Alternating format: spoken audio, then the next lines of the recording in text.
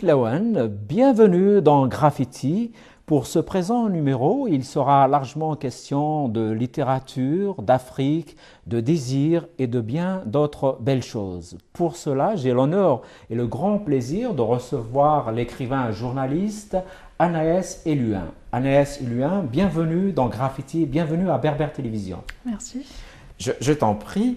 Et donc, tu viens de publier un excellent essai aux Akoria Éditions, donc littérature et désir dans le monde afro-caribéen, un match amoureux. Alors, c'est quoi ce livre? Alors, il s'agit d'un mélange d'essais et de recueils de critiques qui est articulé effectivement autour de l'amour et du désir dans ces littératures africaines et caribéennes.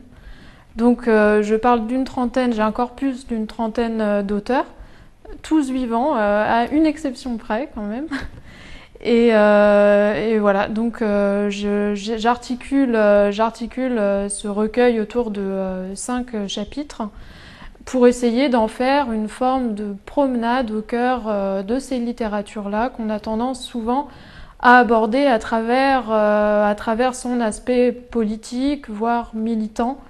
Et donc je pense qu'il est important de les ouvrir à d'autres thématiques. C'est ce que j'ai voulu faire dans ce livre. En tout cas, on voyage très bien dans ton livre. Hein.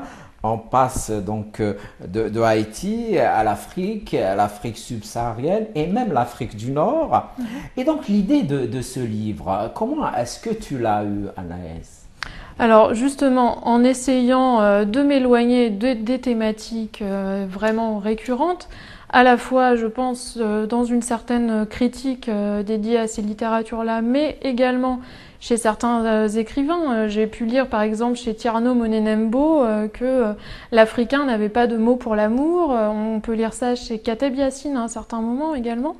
Donc j'ai voulu aller à l'encontre de ce préjugé-là et m'intéresser donc à l'amour qu'on pouvait y trouver. Et donc là, en lisant énormément, j'ai découvert une préface d'un auteur haïtien, donc on le considère comme le fondateur de la littérature haïtienne, c'est Jacques-Stéphane Alexis. Oui. Donc dans sa préface à l'espace d'un ciment, roman publié en 1953, sa fille parle de match amoureux. Oui. Et donc, par ce terme, elle décrit un peu les relations des protagonistes du roman. C'est des relations qui sont à la fois très fortes et très conflictuelles, qui doivent faire face à tout un tas d'obstacles. Donc obstacles qui sont politiques, des obstacles liés à une certaine violence qu'on retrouve dans ces littératures-là, mais qui ne fait pas toute sa teneur.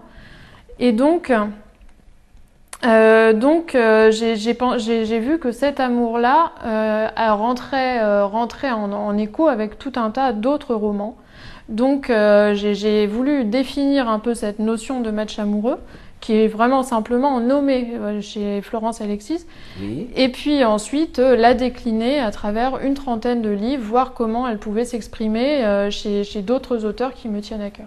Et au final, est-ce qu'il y a un fil conducteur qu'on peut trouver à travers cette trentaine d'écrivains, ou bien chaque écrivain présente un monde? Chaque écrivain à la fois présente un monde, mais également traite cet amour quelque part à la vie, à la mort, ce match amoureux, Oui. qui présente la particularité d'être un jeu sans ludisme en fait. Enfin, moi je le vois un petit peu comme ça. D'accord. Donc c'est ce qui les réunit. Enfin, D'accord. Et au départ, tu parles de réinventer l'amour et tu cites aussi Roland Barthes, fragment d'un discours amoureux. Voilà. Alors, pourquoi est-ce que tu le cites à peu près? Alors, en fait, si je m'intéresse à l'amour dans ces littératures-là, c'est aussi par rapport à une littérature occidentale qui traite l'amour de façon complètement différente. Donc déjà, j'ouvre mon roman en partant d'un exemple de Camille Laurence, en fait. Oui. Son roman, je cite un de ses romans, c'est L'amour roman, qui est paru en 2003. Voilà, tout à fait. Donc là, pour moi, elle est très représentative d'une manière occidentale de traiter l'amour. Donc c'est vraiment la figure de proue de l'autofiction en France, Camille Laurence. Donc c'est un amour qui est lié au jeu. C'est dans l'air du temps, hein, Anaïs. Tout à fait, dans l'air du temps. N'est-ce pas? On enregistre le jour de la Saint-Valentin en plus. En plus, c'est vrai. Donc Camille Laurence, elle exprime un amour, mais comme énormément d'autres auteurs français et occidentaux, un amour qui est lié au jeu, donc un amour lié à une littérature presque, moi j'ai envie de dire, égocentrique, enfin, bon. Mais ça n'a pas toujours été comme ça dans le monde occidental. Non, du tout. Pas? Là, je m'intéresse à la littérature ultra contemporaine. D'accord. Effectivement. Et donc, là, je pense que cet amour-là est exprimé également dans la philosophie à travers un discours qu'on peut qualifier de peut-être amoureux sceptique, je ne sais pas. Oui. Et Roland Barthes, effectivement, dans ses fragments d'un discours amoureux, déplore le fait que le discours amoureux se retrouve isolé de tous les autres discours. Donc à la fois du discours politique, du discours social, c'est un discours qui n'est relayé par rien en fait. Il est autonome, mais du coup il a tendance à se déliter à cause de cette autonomie-là. Et d'accord. Et donc la différence dans ce monde africain et des Antilles, ça serait quoi? Ce serait justement que cet amour dans ces littératures africaines et caribéennes est porteur d'un projet de société. Donc il est déjà à son origine, il est très lié au communisme.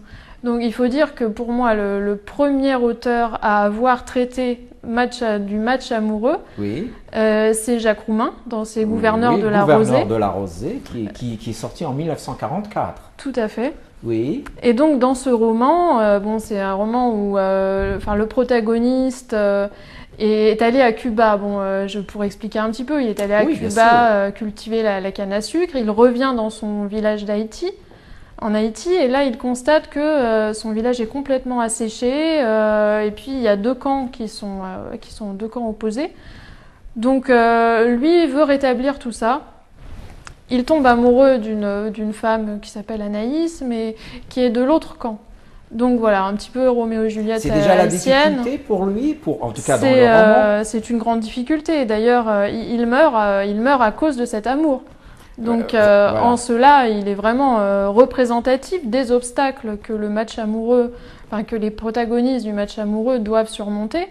Il meurt, mais malgré tout, cet amour triomphe parce que Anaïs va finalement révéler à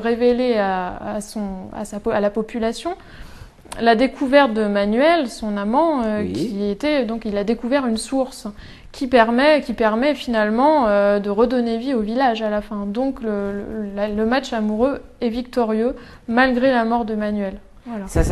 Donc, tout cela se passe en Haïti, c'est ça? Tout cela est en Haïti, et donc ça c'est pour moi vraiment le roman inaugural du match amoureux.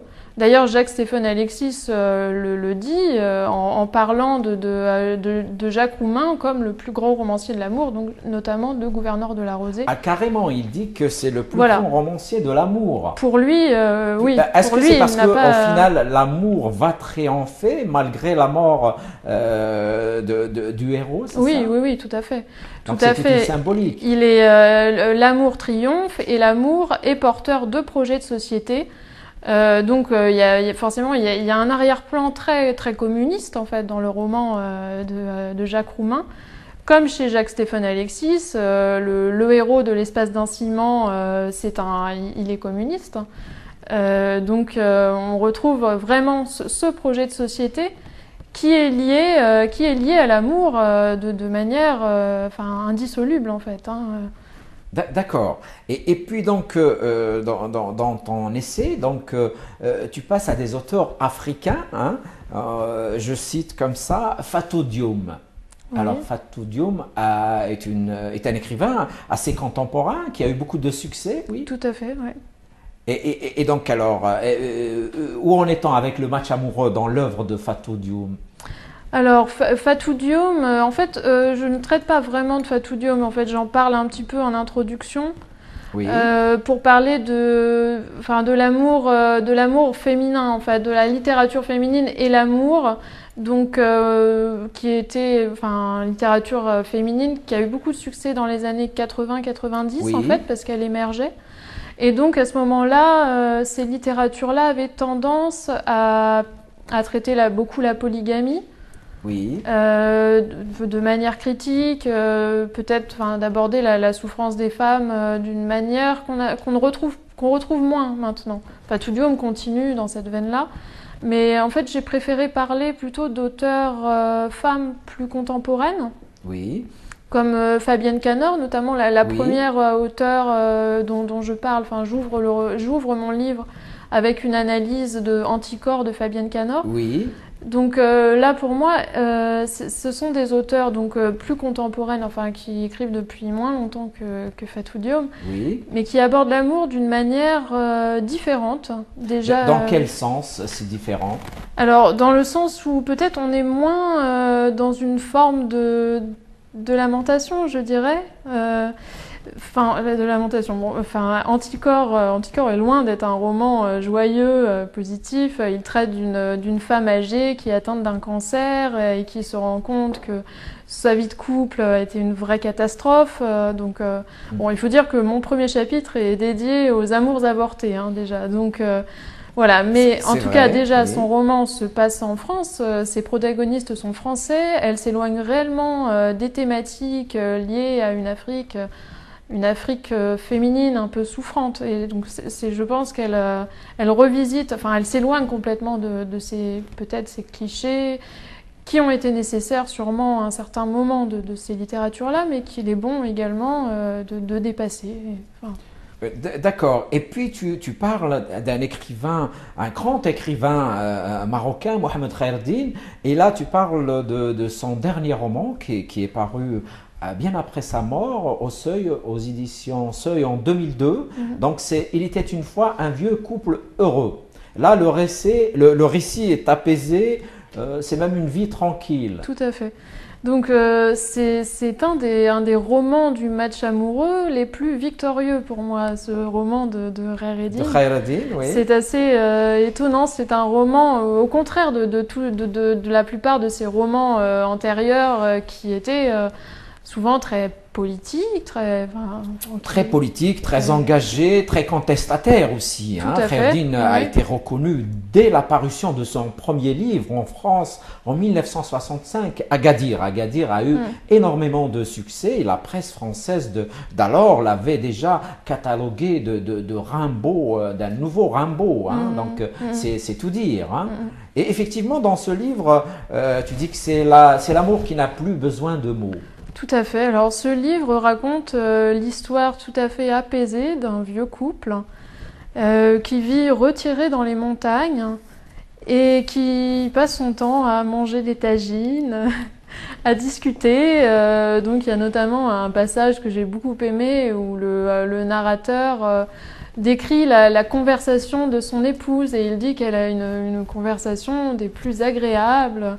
Et enfin voilà, donc c'est le texte récit est bien de écrit, ce compagnonnage. il est fluide aussi. Il est fluide. Hein, la lecture de ce texte est reposante. Tout à fait, voilà, ça dégage une sensation de repos, de plénitude en fait qu'on trouve rarement aussi bien dans ces littératures dans la littérature en général d'ailleurs, où on a peut-être tendance à préférer les amours violents, C'est vrai. Et puis on conflictuels. n'a pas l'habitude de parler d'amour dans les vieux couples en général. Voilà, tout Les à vieux fait. couples sont un peu ignorés de ce côté-là, non? Oui, oui, oui, c'est vrai. D'ailleurs, en y pensant, j'ai assez peu de vieux couples dans mon corpus. Oui, À part celui de Fabienne Canor, hein, mais qui est loin d'être apaisé, celui-là, puisque donc la narratrice est une femme complètement aigrie qui en veut à l'homme de sa vie. Elle a quand même passé sa oui, vie avec oui. un homme et elle ne fait que tout au long du roman, elle ne fait que l'insulter en fait. Hein. C'est très très violent et en même temps très drôle tellement c'est violent. Oui, ceci dit, Khayreddine avait écrit des amours dans ses précédents livres, mais c'est des amours très différents, hein, où il y a eu des matchs amoureux, hein, où les femmes, par exemple, parfois, été acculé à des procédés magiques pour garder le rhum, etc. Est-ce que la magie, dans ce cas-là, fait partie des ingrédients du match amoureux? La magie. La magie, oui, la magie pour garder son homme ou sa femme. Oui, oui, sans doute. La magie, la poésie aussi, je dirais. Bien sûr, bien sûr. La poésie à laquelle je consacre donc le deuxième chapitre de mon livre. Oui. Poésie qui même peut être indépendante d'un match amoureux exprimé de façon explicite en fait. La poésie peut tenir lieu d'amour, je pense. Enfin, Bien sûr. en tout bien cas, sûr. je l'ai vu comme ça dans un certain nombre de romans que j'ai La poésie sélectionnés. est très présente en Afrique, en Afrique du Nord. Donc la poésie fait partie de cette expression orale primordiale de ces peuples. Il y a même des joutes poétiques qui peuvent être classées dans ces matchs amoureux, Tout à fait. dans ces Oui, oui. territoires-là. Mhm. Et puis tu parles aussi d'Aimé Césaire. Oui. Alors Aimé Césaire, est-ce qu'il est aussi dans ce match? Alors, Aimé Césaire, Aimé Césaire est C'est la forcément poésie. incontournable Bien sûr. dans ce livre. Mais alors, Aimé Césaire n'est pour moi pas un auteur du match amoureux. Le match amoureux vient après. Après. Le D'accord. match amoureux, il est né en Haïti, mais dans le continent africain, il se développe plus tard. Donc, il commence à émerger il y a une vingtaine d'années. Cela dit, Aimé Césaire, j'en parle parce qu'il parle également d'amour, Aimé Césaire. Bien sûr. Mais d'amour d'un continent, d'une nature, de la mère nature africaine, de l'amour d'un peuple également. Mais il ne s'agit pas de l'amour du couple, en fait. Donc Voilà, le oui. match amoureux, c'est vraiment l'amour du couple. Et cet amour du couple arrive après Aimé Césaire. D'accord. Et l'œuvre d'Aimé Césaire, est-ce que, à ton avis, il a influencé des auteurs que tu as choisis dans cette trentaine de romanciers, d'une façon ou d'une autre, peut-être même pas seulement par rapport à ce match amoureux? Oui, forcément. C'est un auteur incontournable. C'est un n'est-ce auteur pas? incontournable. Je pense que la plupart des auteurs auxquels je fais référence sont inspirés par Aimé Césaire, enfin, d'une manière ou d'une autre. C'est une filiation qui ne s'exprime pas forcément de manière Directe, directe, peut-être. Oui, voilà, bien sûr. mais Oui, c'est bien évident sûr. Oui. qu'il y a filiation. Et peut-être que si le match amoureux est apparu, c'était pas en opposition à Aimé Césaire, mais peut-être pour en prendre la continuité. Oui, oui, dans le prolongement. Voilà, dans le prolongement d'une expression de l'amour qui s'est attachée à la nature et au peuple africain Ouais. en général, et qui s'est resserrée sur le couple.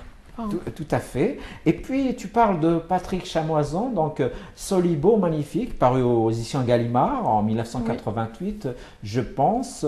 Il y a aussi beaucoup de poésie dans l'œuvre de Patrick Chamoiseau. voilà. Alors bon, moi c'est un auteur que j'adore, Patrick Oui. Chamoiseau, comme beaucoup d'auteurs de la créolisation d'ailleurs. Créolisation qui est donc apparue après la négritude d'Aimé Césaire et qui porte une conception du monde, moi je dirais, plus ouverte que la négritude. La négritude qui peut-être correspond à une identité assez figée. La négritude... Peut-être c'était une nécessité de cette c'était époque-là, c'est évidemment, clair? c'était évidemment une nécessité. Ouais, ouais, Oui. tout à fait. Après, dans la créolisation, ces auteurs ont voulu dépasser cette identité un peu figée. Et ça se ressent dans leur expression de l'amour, justement. Donc, dans Solibo Magnifique, là, cette figure de conteur, Oui. c'est pareil, on peut pas dire qu'il y ait réellement une histoire de couple. Enfin, ça apparaît par moments parce que bon, il y a une des narratrices qui était la femme, si on peut dire, Oui. même si c'est plus compliqué que ça. Bon, qui était la femme du conteur. Mais c'est plutôt une forme d'amour. Solibo Magnifique était un amoureux du genre humain. Oui. Et donc, Solibo Magnifique meurt au début du roman. Il y a tous les... Enfin, on appelle ça des jobbers, des travailleurs qui viennent s'assembler pour écouter Solibo Magnifique. Ils le regardent, ils comprennent pas réellement qu'il est mort, ils mettent du temps à réaliser. En tout cas, bon, ils organisent une veillée un peu improvisée comme ça et ils se mettent à raconter Solibo magnifique. Et voilà, et c'est une histoire d'amour à la poésie de Solibo magnifique, ce conteur. C'est une narration, je dirais, presque africaine, même si Oui. ce n'est pas l'Afrique. Bien sûr, et puis il y a cette figure de conteur qu'on retrouve dans Le énormément conteur de de romans. griot qu'on trouve De ici, griot, là. voilà, tout à fait, oui. Et puis il y a aussi René Despestre, Adriana dans tous mes rêves. Oui. Alors là, on touche à une forme d'amour que je décline ensuite dans mon chapitre dédié à l'amour monstrueux. Oui. Où en fait, bon, la narratrice de ce roman, et elle meurt aussi dès Oui. le début du roman, hein, un petit peu Oui. comme chez Chamoiseau, et elle devient une forme de zombie. Enfin bon, et donc là, c'est un amour qui traverse les frontières, enfin qui traverse la mort en fait. Hein. Oui. Donc voilà, enfin, je parlais de lui, bon, et de manière déjà à montrer que la littérature haïtienne Et tu continue écris, de traiter. tu parles d'infrahumain, de post-humanité. Voilà, tout à fait. Donc oui, effectivement, c'est également des thématiques qu'on retrouve chez d'autres auteurs plus contemporains. Notamment, je pense là à Hélène Oyeyemi, Oui. qui fait un travail qui modernise le roman gothique en fait, que Oui. j'ai beaucoup aimé, donc je vais consacrer également un chapitre. Et son auteur, enfin la protagoniste du roman est également infrahumaine, enfin on ne sait pas trop quel est son rapport à l'humanité, voilà, et c'est également une manière d'aborder l'amour qui est assez passionnante. C'est vrai. Et puis, il y a un auteur que tu aimes beaucoup, qui est un grand conteur aussi, Tierno Monimbo. Donc, et tu me disais hors antenne que tu préférais parmi donc, ces livres Les Écailles du ciel. Pourquoi alors Les Écailles du ciel? Alors pour moi, dans Les Écailles du ciel, enfin, toute la poésie de Tierno Monenembo est concentrée, je ne sais pas, donc il fait dans ce roman toute une traversée de l'histoire africaine en fait, mais à travers une figure qui est comme un centre vide en fait. Il s'appelle Samba, enfin, il n'est pas réellement un personnage. Il traverse l'histoire, les choses ont l'air de glisser un petit peu sur lui, mais il reçoit l'amour de nombreux personnages en fait. Donc c'est pour ça que j'ai choisi également ce roman, parce que c'est un roman qui passe à la fois à travers la poésie, parce que bon, le narrateur est un griot également, donc c'est raconté à travers une langue fabuleuse, qui ressemble un petit peu à la créolisation d'ailleurs. Enfin, il y a vraiment tellement de néologismes, donc ça fait un petit peu penser à ça. Et puis bon, donc ce centre vide qui a l'art, malgré lui, de donner envie d'aimer. Voilà. D'accord, on fait juste une petite pause et on revient au débat. On revient donc au débat avec l'écrivain journaliste Anaïs Eluin, qui vient de publier donc aux éditions Acoria, Littérature et désir dans le monde afro-caribéen, un match amoureux. Donc Anaïs en parlait de l'écrivain guinéen Tierno Monimbo, qui a eu un grand prix littéraire il n'y a pas très longtemps. Et donc on parlait de son livre Les Écailles du ciel, que tu préfères, qui est sorti en 1986. Tout à fait. À un moment où il n'était pas très connu quand même en France. Non, Tierno Monenembo est quelqu'un de discret. C'est d'ailleurs ce qui en fait peut-être son charme. Sa force aussi. Sa force. Bien sûr, bien sûr. C'est vrai que moi j'ai moins d'affinité avec ces romans postérieurs. Mais bon, c'est une question de goût. Je pense qu'il est plus maintenant dans un roman historique plus traditionnel, je dirais, de facture plus traditionnelle. Alors qu'il avait réellement une langue d'une richesse, comme je disais, avec tellement de néologismes, avec un petit peu dans la lignée de la créolisation. Enfin, moi j'adore cette écriture-là, donc c'est vrai que je la retrouve pas forcément dans ces romans peut-être qu'il a des priorités dans ses nouvelles publications, c'est plongé dans l'histoire, voilà, pour dire aussi des propos d'actualité. Hein. C'est peut-être aussi pour se positionner d'une façon politiquement, mais à travers la littérature, bien sûr. Et tu parles aussi d'un écrivain algérien qui s'appelle Salim Bachi, qui a publié Amour et aventure de Sindbad le marin. Donc c'est sorti aux éditions Gallimard en 2010. Alors, il y a un match amoureux dans les aventures de Sindbad? Alors, il y a une forme de match amoureux, oui, forcément. Oui, donc je lui consacre un chapitre. Lui, il se trouve dans le chapitre de la révolution contre les stéréotypes. D'accord. Donc, le protagoniste de ce roman est un Sindbad contemporain. Qui a des rapports un peu troubles avec le Sindbad des Mille et une nuits. Hein. On ne sait pas trop où il en est par rapport à ça. Mais le roman commence par l'ancien Sindbad, mais après, effectivement, on le perd de vue. Effectivement. Voilà, on le perd complètement de vue. Et donc, le Sindbad de Salim Bachi, c'est un peu un Don Juan des mers. Donc, il voyage de pays en pays, il multiplie les conquêtes. Voilà. Mais malgré tout, donc, il n'arrive jamais à être satisfait par ce mode de vie-là. Il ne se stabilise pas au final. Il ne se stabilise pas. Mais en même temps, pour moi, donc, il exprime un idéal quand même, un idéal amoureux. Parce que c'est vrai que dans mon livre, en fait, il y a très peu de matchs amoureux victorieux, il faut le dire. Mais l'important pour moi, c'était de parler de romans traversés par l'amour, même par des amours complètement, des amours qui échouent dès le début, en fait. C'est pas l'important. Mais la trame narrative est en tout cas guidée et en tout cas traversée par ces amours. Effectivement, ce héros dans Amour et aventure de Sindbad le marin, il traverse mers et continents et c'est sans arrêt. Sans arrêt, de pays en pays. Et parfois, on est un peu dans l'époque d'aujourd'hui. Hein. Il est question parfois de sans-papiers, de gens, de nouveaux immigrés en Italie. Hein. Oui, voilà, il y a des passages presque d'essais. Enfin bon, là, Salim Bachi profite de cette trame très ouverte finalement, parce que bon, le narrateur ne cesse de voyager. Effectivement, il en profite pour critiquer la France de Sarkozy. Même Bouteflika est cité parfois. Voilà, oui, il s'en donne à cœur joie. Oui, il s'en donne à cœur joie. C'est ça aussi la force du roman, c'est qu'en réalité, on peut tout y mettre. Tout à fait. Ces romanciers mettent des histoires qui se passent à des époques différentes.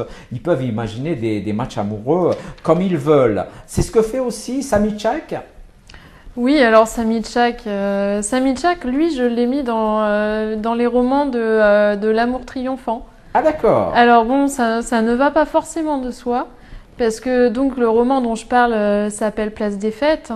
Oui. Et donc c'est un de mes romans préférés de Sami Tchak. En fait, le narrateur est un jeune homme de la 3e génération d'immigrés. C'est un Français qui prend la parole à la première personne et qui raconte sa vie en général, sexuelle en particulier. Oui. Et donc il a tendance à aller au-delà du stéréotype qu'on peut avoir ici, pensant que l'Africain aurait une sexualité débridée. Donc ce narrateur raconte effectivement une histoire de sexualité débridée. Il aime beaucoup sa mère, il aime énormément sa cousine également. Et donc justement, il tombe amoureux de sa cousine et finalement ça a l'air d'être une histoire qui se passe plutôt bien avec la cousine. C'est pour ça que tu dis que tu le classes dans l'amour triomphant. Voilà. Et Sami Tchak vient du Bénin. Du Togo. Mais ces romans ne se passent pas automatiquement au Bénin. Il est togolais, Sami Tchak. Ah, il est togolais au fait, il n'est pas béninois, c'est pas très loin, effectivement. Il y a un de ses livres qui, je crois, se passe au Mexique, c'est ça? Oui, il y a beaucoup de romans de Sami Tchak qui se passent au Mexique. Il y a Hermina, notamment, qui est un très beau roman aussi. Donc oui, Sami Tchak a étudié, il a été sociologue, donc il a étudié la prostitution en Amérique latine. Et effectivement, ça se ressent dans bon nombre de ses romans. Dans ses fictions aussi, bien sûr. Et tu parles aussi d'un écrivain de Madagascar, Jean-Luc Rarimanana. C'est ça, oui. Et alors, lui, et le match amoureux, qu'est-ce que ça donne? Alors lui, c'est un match amoureux qu'on peut rapprocher peut-être de l'écriture de la négritude. C'est un roman qui en même temps, je parle de Nour, Nour, oui. 1947. C'est un roman qui célèbre la nature malgache. Et donc il met en scène un tirailleur, après une guerre, un conflit, Oui. tous ses compatriotes sont morts. Enfin. Et lui il continue à rechercher la femme aimée dans cette nature malgache, somptueuse, à travers une langue elle aussi somptueuse. Et bon, on comprend d'ailleurs dès le début que la femme est morte, mais qu'au-delà de la mort, c'est pareil, L'histoire il continue, continue hein. à aller la chercher. Voilà. Est-ce qu'on peut faire un parallèle entre Haïti et Madagascar? Ou bien ce n'est pas évident, surtout par rapport à la situation géographique. Ce sont deux îles. Écoutez, oui. En Alors tout cas, moi, j'ai fait le pari effectivement de faire ce parallèle en rapprochant des auteurs d'aires géographiques finalement assez loin, la Caraïbe, l'Afrique, oui, Haïti. Bon, ce qui les rassemble, c'est déjà une histoire commune, une histoire pas commune, mais avec des similitudes quand même, avec une colonisation douloureuse bien qui sûr. n'est pas sans lien avec le match amoureux, elle non plus. Il n'est pas question de dire que ces interrogations ne sont plus présentes dans la littérature. Simplement, j'ai choisi une autre façon de l'aborder. Donc oui, de par ces similitudes historiques, je pense qu'effectivement, on retrouve des parallèles dans ces littératures-là. Et je pense que si le match amoureux est apparu d'abord en Haïti, bon, Haïti a été la première à être indépendante. Ce n'est pas un hasard, ce n'est pas un hasard. Et puis, il s'est développé ensuite en Afrique. Mais je pense que c'est vraiment lié à cette histoire d'indépendance qui est arrivée. C'est clair, effectivement, Haïti a été l'un des tout premiers pays à avoir eu son indépendance. Mais malheureusement, la situation politique ne s'arrange pas, même aujourd'hui, dans ce pays qui aussi a été frappé par un tremblement de terre qui a ravagé le pays. Et certains de ces écrivains d'Haïti ont écrit aussi ce malaise haïtien. Et puis tu parles d'un écrivain marocain, Abdellah Taya, et tu cites son roman Infidèle. Oui, tout à fait. Et alors, Infidèle, il y a aussi un match amoureux dans Infidèle? Alors oui, Infidèle, Abdellah Taya, il est aussi dans la révolution contre les stéréotypes, dans le sens où lui, il explore la figure de la prostituée et essaie d'aller à contre-courant d'une certaine vision de cette figure-là, puisque la prostituée d'Abdellah Taya est une femme qui revendique son activité et qui s'assume et qui arrive à exprimer une forme d'amour réel, pas forcément attachée à une personne en particulier, mais à l'humanité en général. Et donc c'est dans cela que le match amoureux d'Abdellah Taya est extrêmement intéressant. Est-ce qu'on retrouve dans ce livre la réalité marocaine d'aujourd'hui, en tout cas dans cette sphère de l'amour?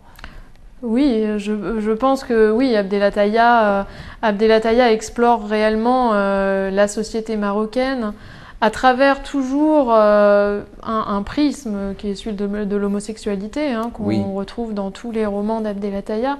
Mais je pense que ça lui permet réellement d'avoir un regard assez pointu sur les problèmes de la société marocaine, puisque l'aborder à travers une forme de marginalité, c'est aussi chercher à en découvrir les certainement. difficultés. Et puis tu parles aussi du Guinéen Fofana, qui a écrit L'étrange rêve d'une femme inachevée. Beau titre. Oui, très beau roman.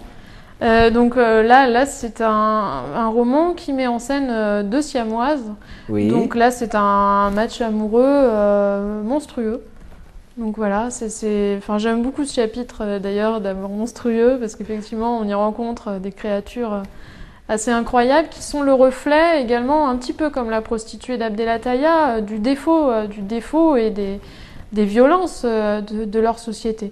Donc là, chez Fofana, on Oui. trouve des siamoises Oui. qui ont envie de vivre une vie de femme normale et d'aimer. Donc voilà, Tout simplement. d'où le match amoureux, tout simplement. Tout D'accord. simplement, mais c'est en vérité pas si simple que ça. Ce n'est pas toujours simple, ça Non. c'est vrai. Et puis le jazz aussi s'invite à travers donc Mingus Mood Mhm. de William Memlouk, c'est ça? Tout à fait. Et là c'est l'Amérique. Là, c'est l'Amérique. Oui, Mais effectivement, donc le jazz, c'est je dirais, une particularité du match amoureux, de ces littératures-là, dans l'expression de l'amour notamment. Et chez Mingus, en tout cas dans ce roman de William Memlouk, oui. oui, il présente un Charles Mingus amoureux, mais de manière impossible. Hein. Il est amoureux d'une femme blanche et donc il n'arrive pas à surmonter la différence, en tout cas, en fait. Et si on disait quelle serait la différence entre des écrivains d'Amérique, même s'ils sont noirs, avec ceux d'Haïti par exemple, ou même les auteurs africains, quelle serait cette différence par rapport justement à ce match amoureux? Alors bon, Peut-être qu'il y a des ressemblances aussi. oui, ouais, c'est vrai que j'ai plutôt étudié les ressemblances. C'est Oui. dur de dire quelles sont les différences. Et il y en a forcément. Hein, c'est des histoires complètement différentes. Oui, mais peut-être que effectivement les ressemblances nous intéressent plus parce que on sait tous que effectivement les Américains de peau noire viennent d'Afrique, malheureusement à travers l'esclavage. Mhm.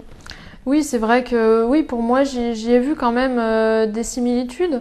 Après, d'ailleurs, j'ai assez peu d'Afro-Américains dans mon corpus, hein, mais j'ai plutôt des francophones. Oui, Mais je pense que, là, notamment dans ce roman de William Memlouk, on retrouve, comme dans bon nombre de romans francophones, la question de l'amour mixte qui est loin d'être évidente.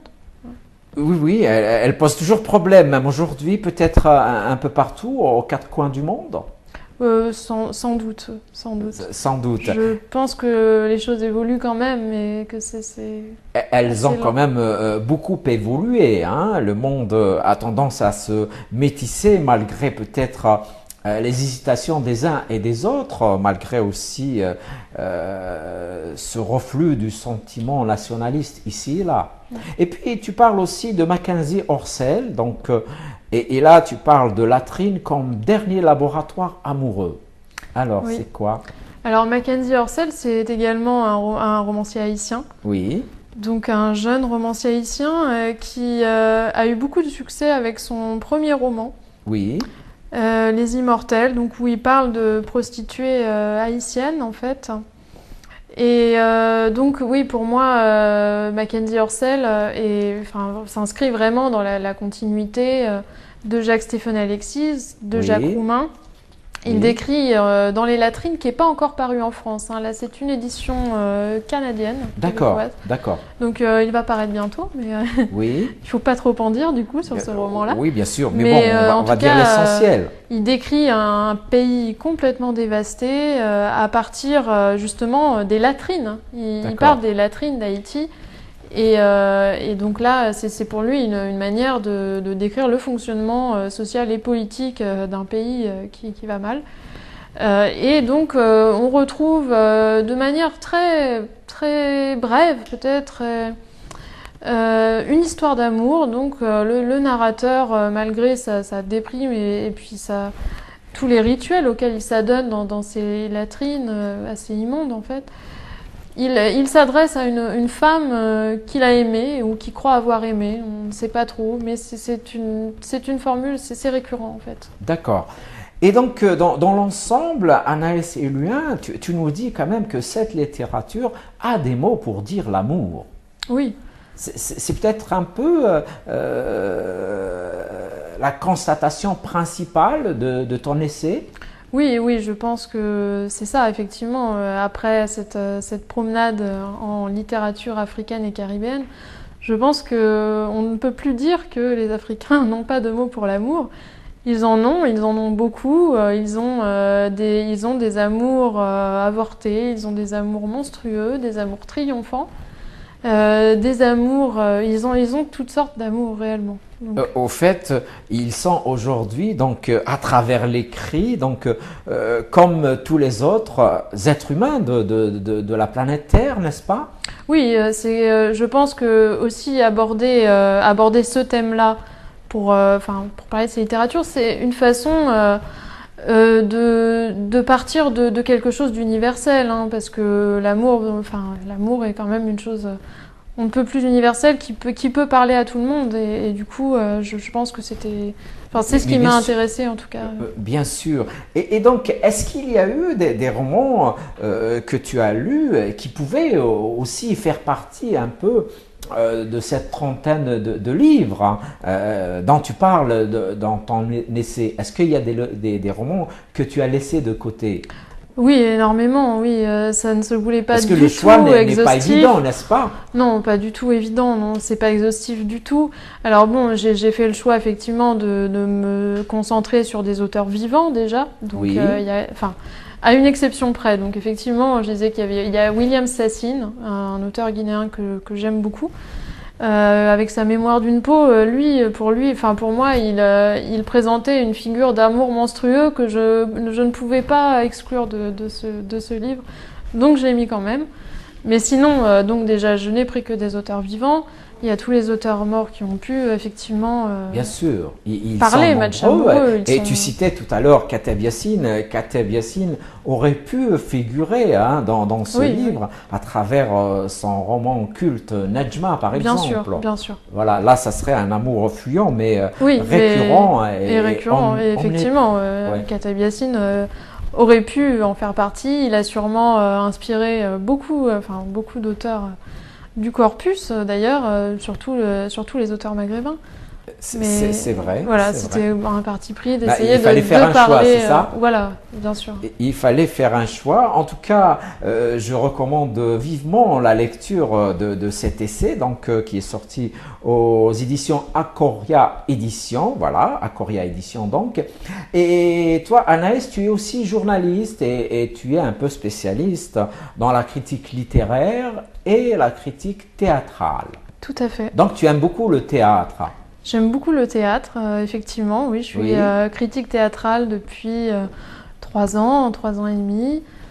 Et donc, effectivement, c'est pour moi une autre façon de vivre la littérature à travers le corps, en fait. Donc, c'est peut-être un peu proche du match amoureux, finalement. Certainement, oui. Dans le match amoureux, le Bien corps et la sûr. littérature sont C'est liés. clair, c'est vrai. Et c'est vrai que pour moi, le théâtre, c'est aussi ça. C'est aussi ce mélange de corps et de littérature qui me parle particulièrement. Et donc, comment est-ce que tu fais ton travail? Tu es souvent en train de voir des pièces, tu choisis les pièces, il y a des pièces, il y a des thèmes qui t'intéressent plus que les autres? Alors oui, déjà, je vais voir énormément de pièces, forcément. Et j'aime beaucoup le cirque, par exemple, le cirque Oui. et la marionnette. Ah d'accord. Voilà, mais je vois aussi beaucoup de pièces très contemporaines. Voilà. Tu vis à Paris, donc tu as la chance quand même de vivre dans une ville où il y a beaucoup de Beaucoup de théâtre. représentations théâtrales, n'est-ce Ouais. pas? Et donc, si tu nous disais un petit peu, d'après ton expérience, qu'est-ce qui se fait dans le domaine théâtral aujourd'hui à Paris? Quels sont les thèmes qui sont un peu abordés? C'est une question un peu piège, mais de Alors manière là, générale. oui, c'est très vaste. Je Oui, pense bien que sûr. oui, je pourrais. Il y a du vaudeville, il y a beaucoup de choses. Hein. tout Il y a est- beaucoup alors de surtout- one-man show, one-woman show maintenant. Il y a Oui. beaucoup de femmes qui font des Il y a- monologues. Voilà, oui. Alors moi, c'est effectivement pas le genre de théâtre qui me parle le plus.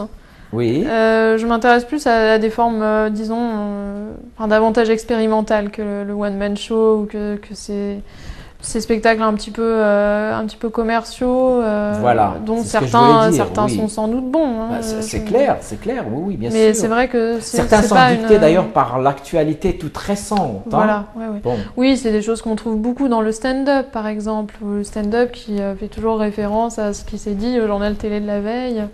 Ouais, c'est vrai que c'est quelque chose qui m'intéresse peu.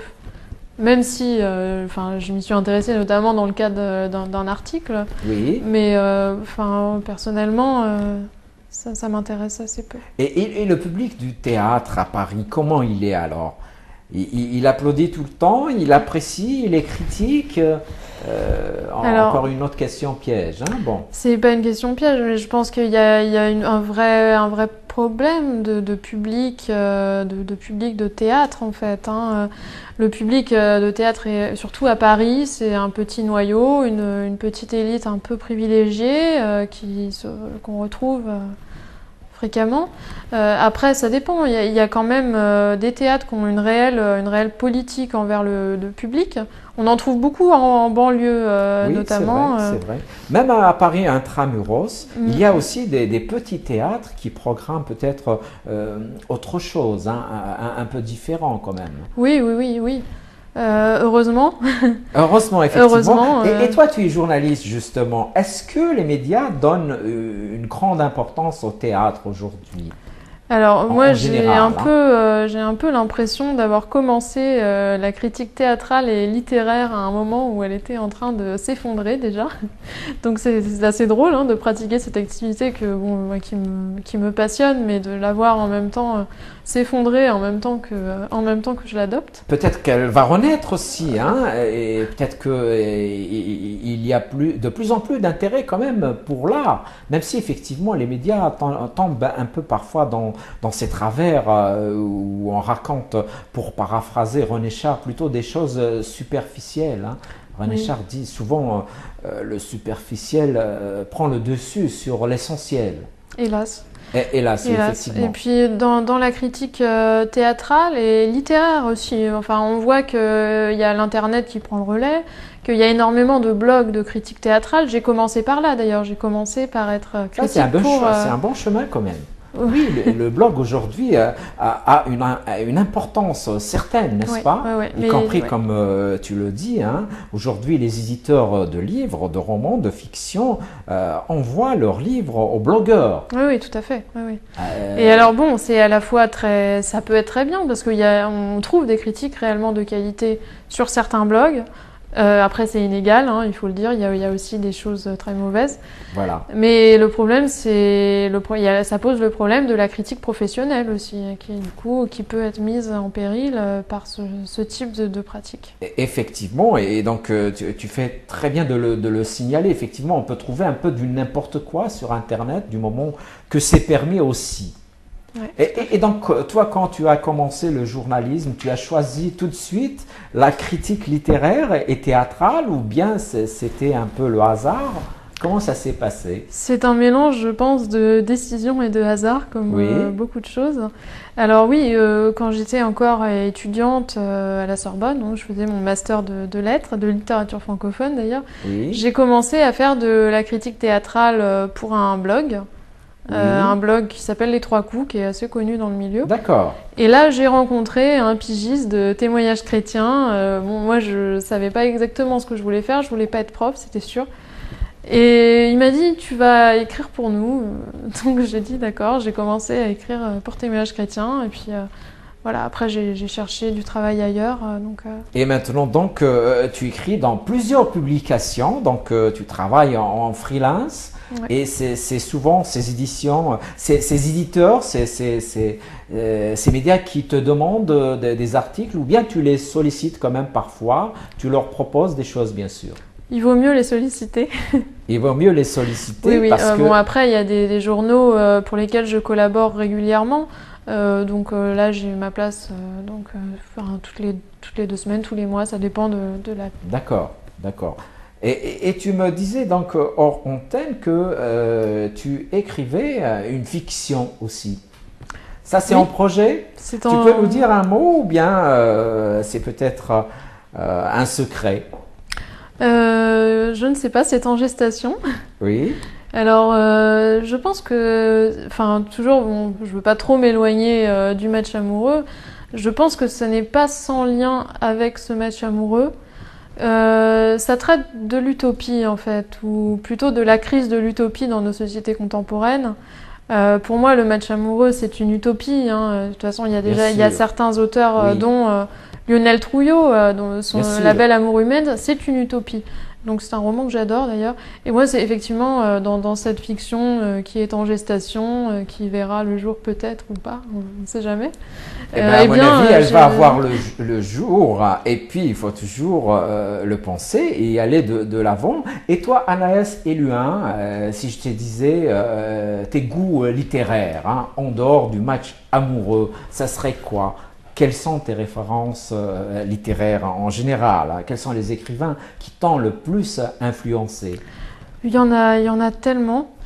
Donc effectivement, j'ai beaucoup lu d'auteurs africains, j'ai beaucoup lu d'auteurs québécois aussi. Oui. Donc j'ai fait un mémoire sur le théâtre québécois Ah, et son d'accord. rapport à la société du spectacle en fait. Donc, enfin, voilà, il y a énormément d'auteurs québécois qu'on connaît très peu d'ailleurs, mais en tout cas que j'apprécie énormément.